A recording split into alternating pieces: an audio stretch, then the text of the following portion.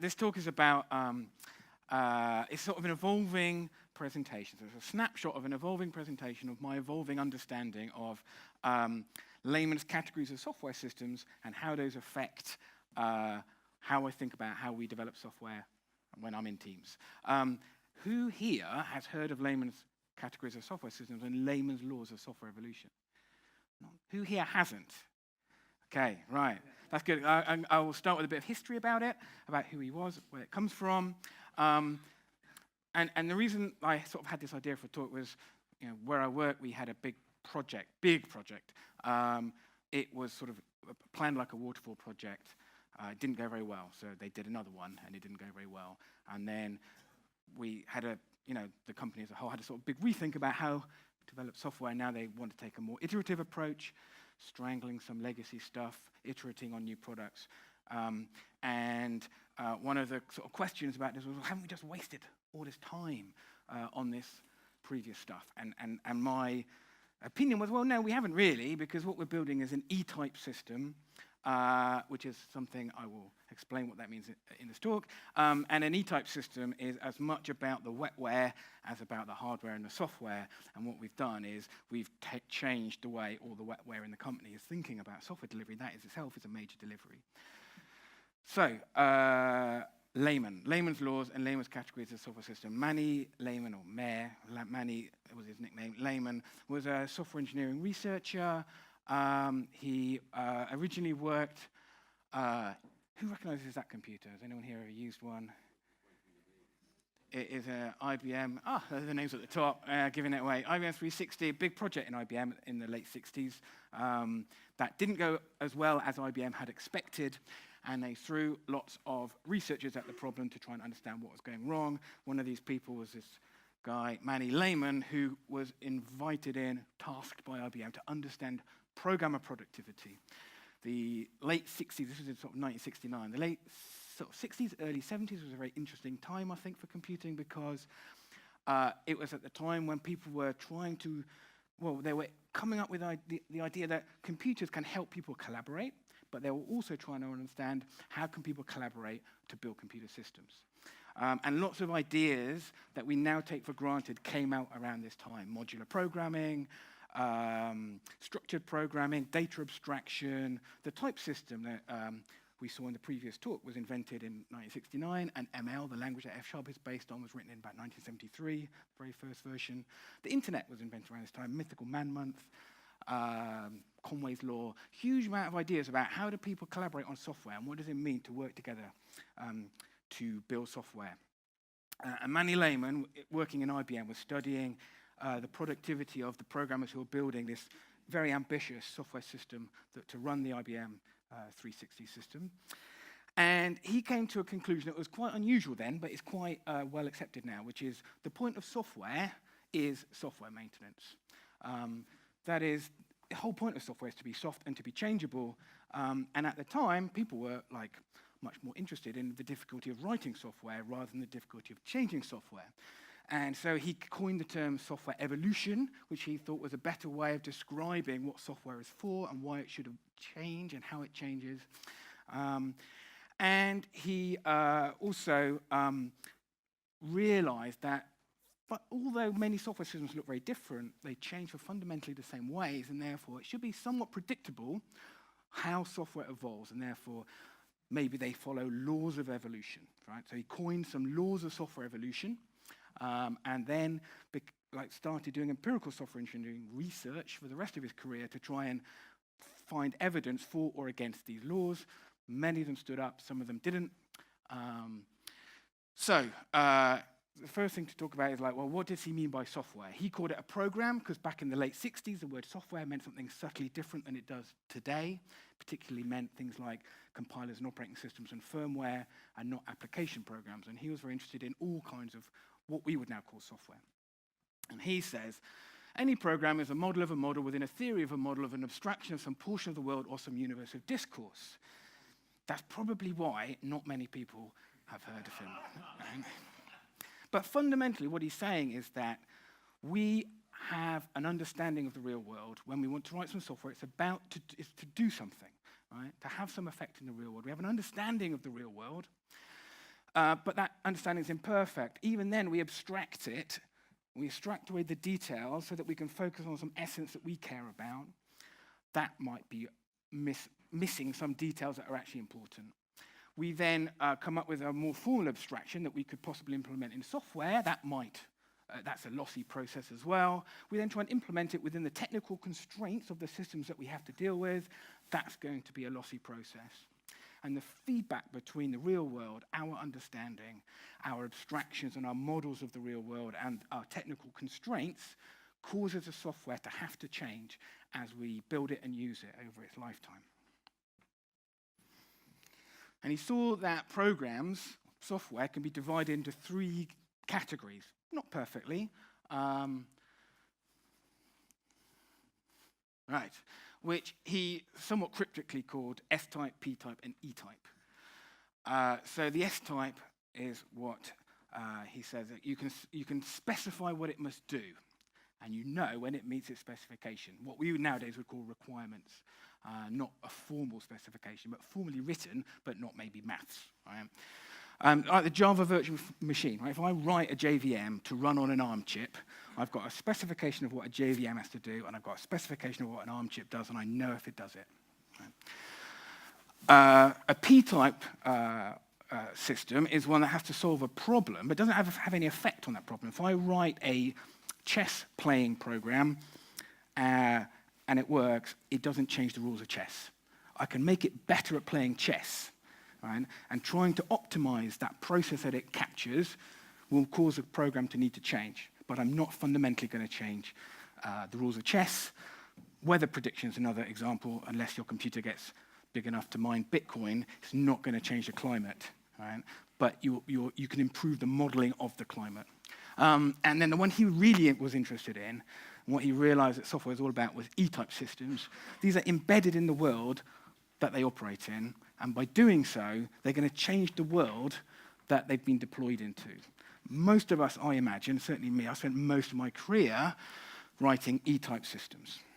That is, systems that people use to make decisions, to automate some of their work, that suddenly gives them capabilities and knowledge that they haven't had before, which suddenly means, right, well, actually, this thing does that now, but now that I know this information that the system has allowed me to do, or now that I've removed that bottleneck from my process, suddenly this is much more important and the system has to change.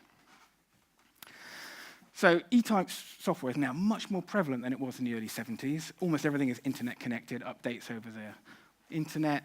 Back in the 70s, people were still struggling with massive mainframe computers and whatnot. That's what I started my career on, but now I'm on little computers. Right? And he realized that the dynamic of E-type software is very different from S-type software. P-type software is somewhere in the middle. And he started coining laws that he posited define how E-type software will evolve. Right? And these were kind of unusual at the time, but now we take them for granted. The first one is, any software in the real world must change, or it will become less and less useful. I think we sort of, as application developers, we know that we're continually evolving our software, but still, actually a lot of research, a lot of management attitude from outside the sort of software IT industry maybe doesn't really grasp that. And then the second one, law of increasing complexity.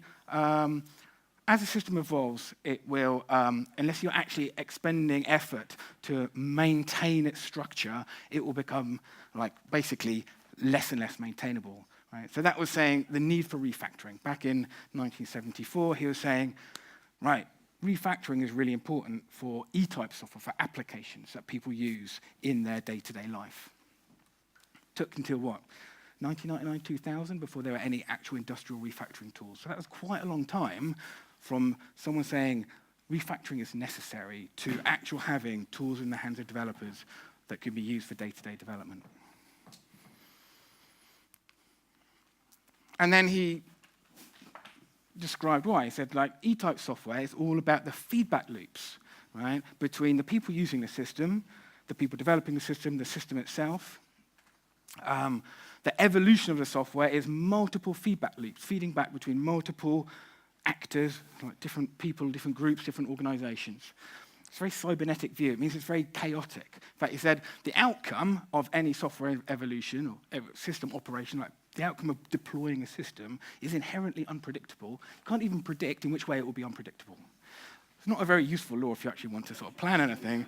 But it's certainly true. Certainly in my career, when I think about some of the software, the systems that I've put out the very first version of something, and then immediately it's uncovered like unknown information, previously unknown, and the entire priority of our project has suddenly had to change, and we're going to focus on like addressing this massive loss of money or whatever has suddenly been uncovered. And this was a very unusual way of thinking about software development back in the 70s, and maybe it still is, right? So one thing he complained about was S programs, ones you can specify, predictable ones. They're the ones that most research, most computer science, most software engineering research, they're the ones that all the researchers care about. They come up with loads of ways of writing software more correctly, but does that really matter if we actually don't know what it's meant to do until we deploy it? And I think that's still, it's true today. We've got some wonderful type systems, and they are very helpful, but that's all about making the software correct, as in internally consistent with itself, rather than appropriate for the environment you're going to deploy it into and the people who are going to use it and the business uses.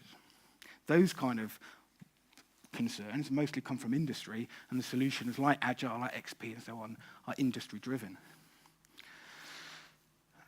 But he said, here's a solution. In the future, right, we will be working on applications by composing together well-specified parts, right, that are S-type systems, where we can apply correctness techniques to those pieces and worry about whether the composition of them actually meets our users' needs. The previous talk, perfect example of that. And in fact, I think this has probably mostly come true as long as you add that additional thing. If I think about the systems that I'm building, I'm using SQL databases, I'm using networking stacks, operating systems, languages, virtual machines. These are all things that are specified and have correctness techniques applied to them. I plug them together, and I have a much more woolly way of determining whether the software that I'm building is suitable for use. Which is great for an architecture point of view, but I think this idea of like feedback loops and unpredictability goes much further than that and affects the way we work and what we think of as what it is we're delivering as software developers. I don't just mean programmers, but I mean anyone involved in software development for other people. So what does it mean for how we work in the systems we work within?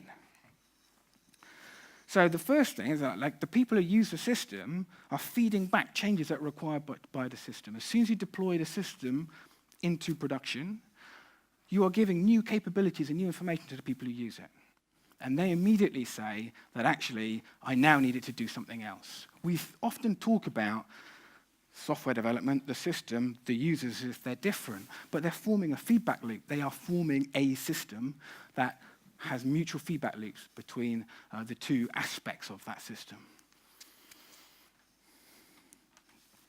So deploying the system changes what it must do because you suddenly disrupted and changed the behavior of the abilities of the people who are using it.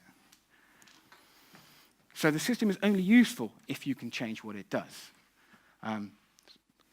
We're here in a TDD, BDD kind of conference, so we are building tooling around our systems to help us change the systems, to help us understand what they do, to help us make sure that they still do what they do as we change them. So we kind of understand that, but it's still, the idea of the tooling that we use quite a lot, it's not widely spread throughout the IT industry. So the way you change the system is part of the system. We are building our systems with testing infrastructure all around them to allow us to change them. We're using tools like refactoring tools that help us easily change things. And those tools themselves are part of the system. We will feed back into the way we think about the design of our system. There's no point in encapsulating lots of code in our little classes, writing lots of getters and setters, if you've got a refactoring IDE that can encapsulate a field if you need to across a 1 million-line code base in under a second. Why spend the effort if you might never need it? Keep the code small, keep it readable. Speaking as a Java programmer. But the tools you have at your fingertips should be affecting the design of the system to make best use of those tools.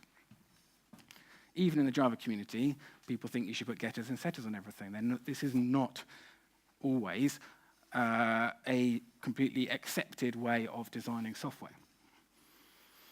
The tests of the system are part of the system. How far can we push the tests? Can we actually run a test against a production system safely? Why not? The people who change the system are part of the system. The system itself, the structure of it, the design of it, should reflect and help those people change the system. If you change the team, you're going to get a different system because the people in the team who are changing the system are part of the system, and so you will expect to see the system itself, the design of it, change as a result. Or maybe the people who've joined the team will change as a result of encountering the cultures of the system and the people who are involved in it. The development tools that you're using are part of the system. The software is an integral part of the organization. We think of providing a system to the business, but the system is part of the business. It's automating it. The people, the hardware, the software, they're all part of one system of feedback loops. And so changing how the organization delivers a system is itself a delivery of the system.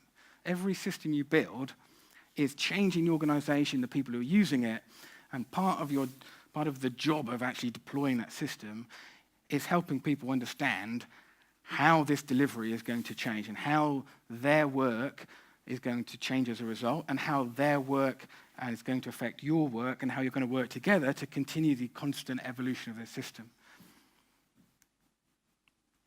And there's probably more lessons. I said it was an evolving presentation about an evolving understanding. So that was my argument to the architect.